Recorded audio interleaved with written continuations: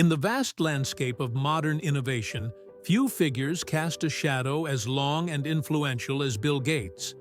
From a visionary teenage programmer to the architect of the personal computing revolution, and ultimately to one of the world's most impactful philanthropists.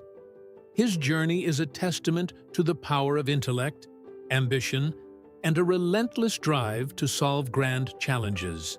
This is the story of how one man, fueled by an unwavering belief in the potential of software, transformed global industry, redefined connectivity, and then pivoted to tackle some of humanity's most intractable problems. Our narrative begins in Seattle, Washington, where William Henry Gates III was born on October 28, 1955. Growing up in an upper-middle-class family, his father was a prominent lawyer, and his mother was a businesswoman and university regent. From an early age, Bill displayed an extraordinary curiosity and a competitive spirit. This drive found its perfect outlet at Lakeside School, an exclusive preparatory institution in Seattle. It was there in the late 1960s that Gates first encountered a teletype terminal, a device that connected directly to a mainframe computer. This was a moment of profound revelation. The clunky machine, with its blinking lights and complex logic, captivated him. He quickly befriended Paul Allen, a slightly older student who shared his intense fascination with computers. Together, they spent countless hours in the computer lab, often sacrificing sleep and other activities. Their youthful enthusiasm was so consuming that the school had to ban them from the computers at one point due to excessive usage. Undeterred, they found ways to continue their illicit programming, even offering to debug software for Computer Center Corporation in exchange for more computer time.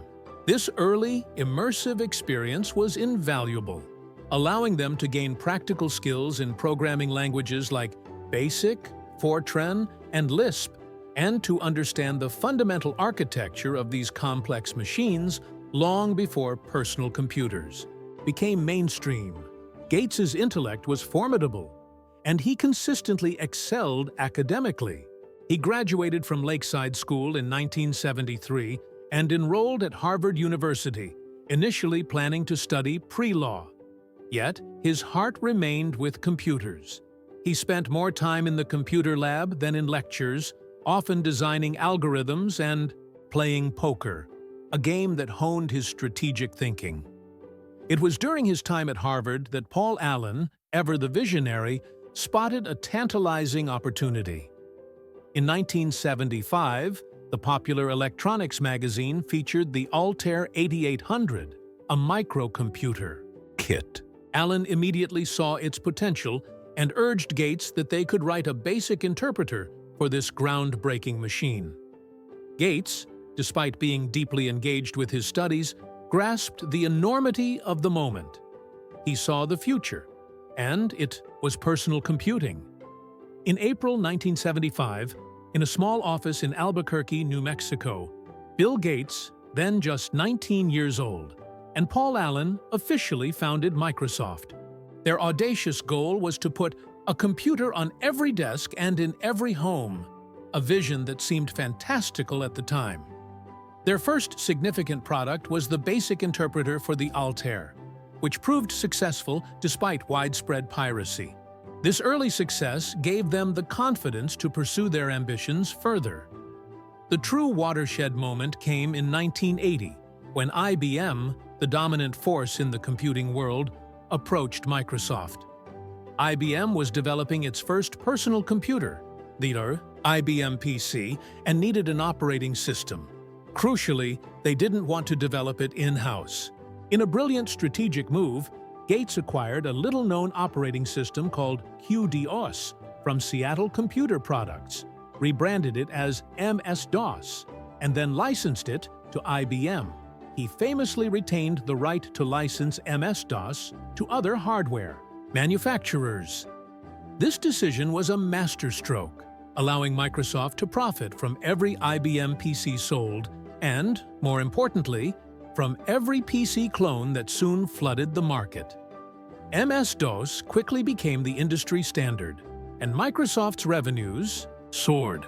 But Gates's vision extended beyond a text-based operating system. He saw the potential of a graphical user interface, inspired by the work done at Xerox PARC and later by Apple's Macintosh. In 1985, Microsoft released the first version of Windows, a graphical extension for MS-DOS. It was initially met with lukewarm reception, but Gates persisted. He understood that software, particularly the operating system, would be the foundation upon which the entire personal computing ecosystem would be built. The launch of Windows 3.0 in 1990, followed by Windows 95 in 1995, marked a period of explosive growth for Microsoft. Windows became the dominant operating system worldwide, establishing a near monopoly. Microsoft also became a powerhouse in applications with products like Word, Excel, and PowerPoint, bundled together in the wildly successful Microsoft Office suite. Bill Gates, still in his 30s, became the world's youngest self-made billionaire, a testament to his relentless work ethic, strategic acumen, and keen understanding of the burgeoning software market. However, Microsoft's dominance also drew intense scrutiny. The late 1990s saw the infamous browser wars as Microsoft bundled its Internet Explorer with Windows, effectively crushing Netscape Navigator. This, along with other aggressive business practices, led to a landmark antitrust lawsuit by the U.S. Department of Justice. The case, which went through years of legal battles, accused Microsoft of using its monopoly power to stifle competition. While Microsoft eventually reached a settlement, the trial cast a shadow over the company and forced Gates to contend with the implications of his company's immense power. In 2000, Gates made a significant transition, stepping down as CEO of Microsoft to become Chief Software Architect. This allowed him to focus more on product development and less on the day-to-day operations of the sprawling company.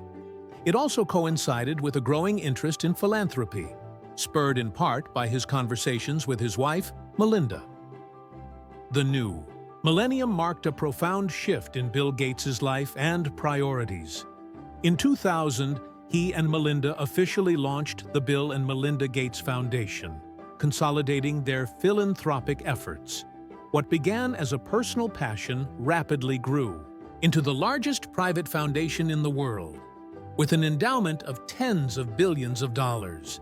In 2008, Gates announced his full-time departure from Microsoft to dedicate himself entirely to the foundation's work. The foundation's mission is ambitious: to reduce inequity around the world. They tackle complex global challenges, focusing on areas like global health, eradicating diseases like polio and malaria, improving sanitation, global development, poverty alleviation, agricultural development, and U.S. education, improving public education systems. Gates applies the same rigorous, data-driven approach he honed at Microsoft to philanthropy, investing in research, developing new technologies, and advocating for policy changes. His philanthropic work has made a tangible impact on millions of lives, funding vaccines, agricultural innovations, and access to essential services in developing countries. He continues to advocate for scientific research and rational problem-solving, even amidst new global crises like pandemics. Bill Gates's life is a remarkable testament to continuous evolution, from a precocious programmer who saw the future of computing to the titan who built a software empire, and finally, to a dedicated humanitarian leveraging his intellect and resources to combat global suffering. His journey embodies innovation, disruption, and an enduring commitment to making a profound difference in the world. His legacy is etched not only in the software that powers our daily lives, but also in the countless lives improved by his unwavering commitment to global well-being. Bill Gates's journey, from pioneering software to revolutionizing philanthropy, offers profound insights into innovation, leadership, and the power of dedicated action. What aspect of his life do you find most inspiring? Share your thoughts in the comments below. If you found this video informative and engaging, please like, share it with others, and subscribe to our channel for more stories of extraordinary individuals who have shaped our world. Thank you for watching.